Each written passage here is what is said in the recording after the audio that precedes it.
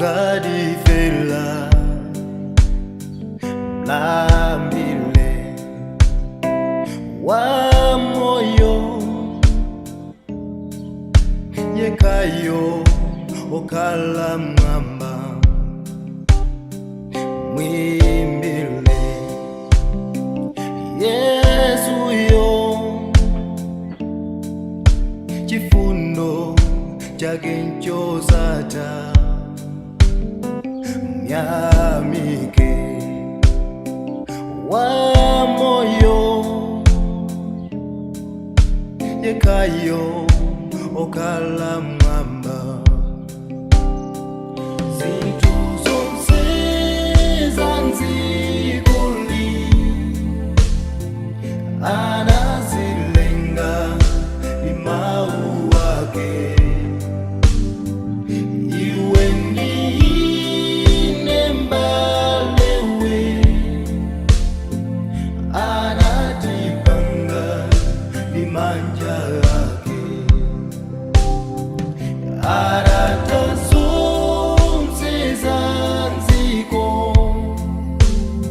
siku la chisanu ichiwili anapumula Mungu yo ndilo sabata lopatulika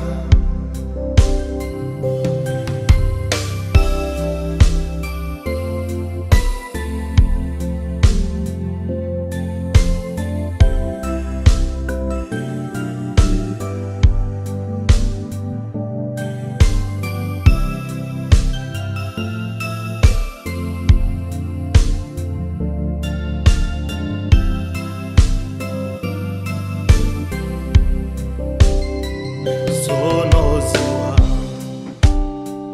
akunwela posunga lamulo lake ukambela nikujida uzalowa mufumu wake sonoziwa akunwela posunga lamulo lake ukambela nikujita uzalowa mufumu wake zintu zonse zanzikuli anazilenga imau wake iwe ndine mbalewe anatipanga imanja yake aratazonse zanziko